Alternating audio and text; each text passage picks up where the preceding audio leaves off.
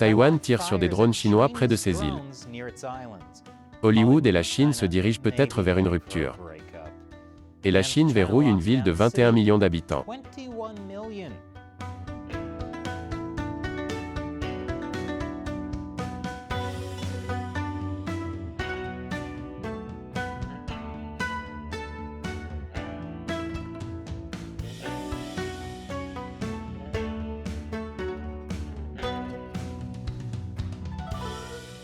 Bienvenue à Chine non censurée, je suis Chris Chappell. L'armée de Taïwan riposte à la Chine.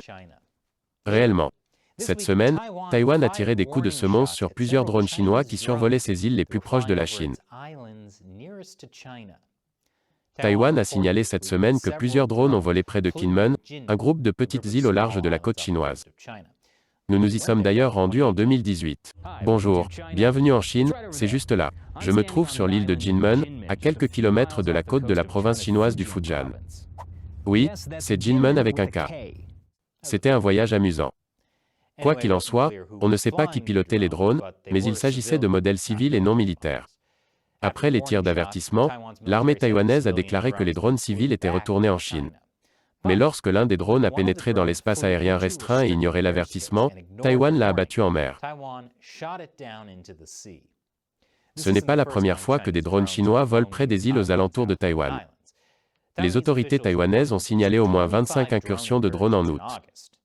Ces faits surviennent après que la présidente taïwanaise Tsai Ing-wen a ordonné au ministère de la Défense de l'île de répondre fermement aux tactiques de guerre de zone d'ombre de la Chine.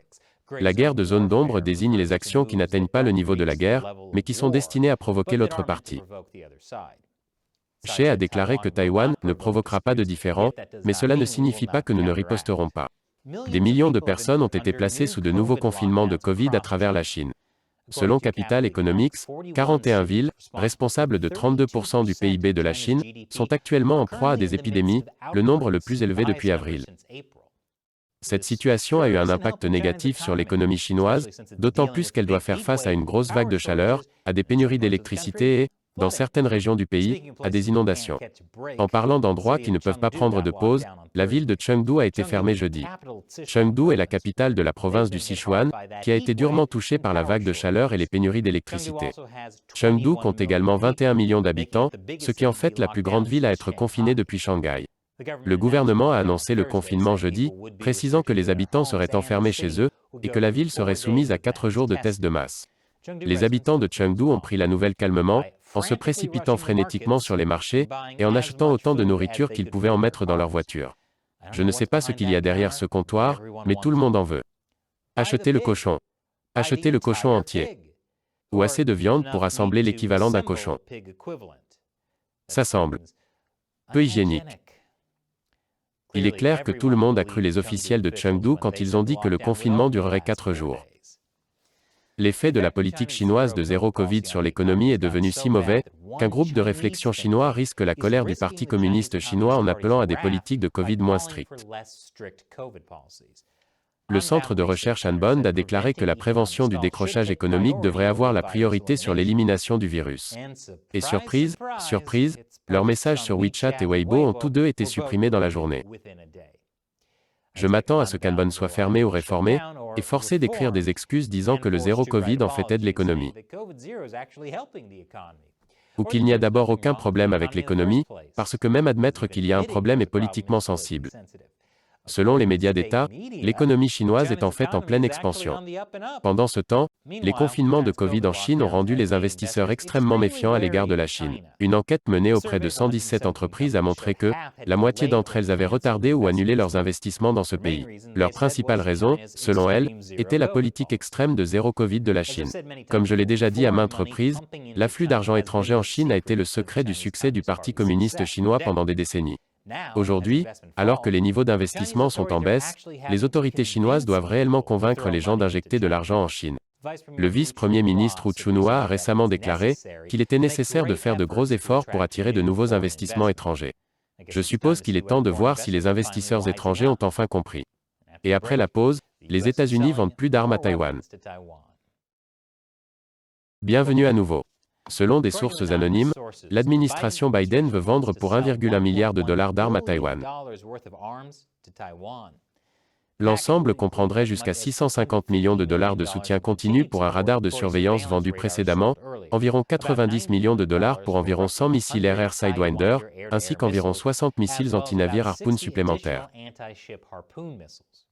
M. Biden n'a pas formulé de demande officielle au Congrès et celui-ci doit encore l'approuver, mais si cela se produit, il pourrait s'agir d'une manifestation majeure de soutien à Taïwan. Les médias d'État chinois ont qualifié cette demande de « provocation mal intentionnée qui ne fera qu'aggraver les tensions », mais ont déclaré qu'elle n'affecterait pas l'issue d'une guerre avec Taïwan en raison de la supériorité absolue de l'APL. Oui, bien sûr. En parlant de soutien américain continu pour Taïwan, la semaine dernière, un autre officiel américain s'est rendu sur place, la sénatrice républicaine Marsha Blackburn. La sénatrice Blackburn a rencontré la présidente Tsai, et elle a même appelé Taïwan un pays exprès. Au cours du même voyage, Blackburn a également visité des pays insulaires du Pacifique comme les Fidji, les îles Salomon et la Papouasie-Nouvelle-Guinée. Tous des endroits où le Parti communiste chinois a accru son influence. Et en parlant de l'influence de la Chine dans le Pacifique Sud, les îles Salomon ont refusé de laisser un navire des gardes-côtes américains y accoster la semaine dernière. Plus tôt cette année, la Chine a signé un accord de sécurité de 5 ans avec le Premier ministre Sogavare. Un accord qui permettrait aux forces militaires et de sécurité chinoises d'entrer dans le pays. Et il est probable que la Chine cherche à y construire une base navale. Sogavare est également responsable du revirement des relations diplomatiques avec Taïwan et la Chine il y a 3 ans. Le navire des gardes-côtes américains patrouillait dans la zone pour lutter contre la pêche illégale. Il souhaitait faire une escale de routine pour s'amarrer et se ravitailler en carburant.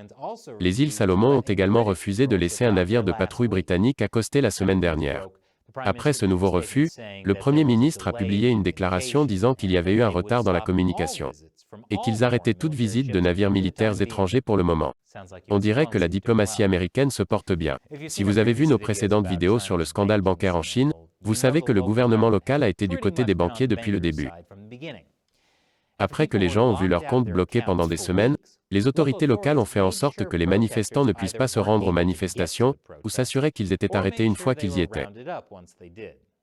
Apparemment, les autorités tentent maintenant de se racheter en arrêtant les personnes qui, selon elles, sont principalement responsables du scandale bancaire. La police du Henan a déclaré avoir arrêté 234 personnes. Elle a imputé le scandale bancaire à une bande criminelle, qui a pris le contrôle de 4 banques rurales, attirant les déposants avec des promesses de rendements annuels pouvant atteindre 18%. Ce sont donc des bandes criminelles que la police protégeait des manifestants? Je ne suis pas sûr que ces arrestations aient amélioré l'image de la police. Et après la pause, l'histoire d'amour entre Hollywood et la Chine pourrait prendre fin. Bon retour. Pendant des années, la Chine a été une mine d'or pour Hollywood. Le genre d'or, cependant, que Jack Sparrow a trouvé sur l'île de la mort, maudit. Pour entrer en Chine, les films devaient souvent être censurés, et même s'ils l'étaient, il n'y avait aucune garantie qu'ils soient admis. Eh bien, la Chine et Hollywood se dirigent peut-être vers une rupture. En d'autres termes, ils ont finalement réalisé que l'or est maudit. Peut-être.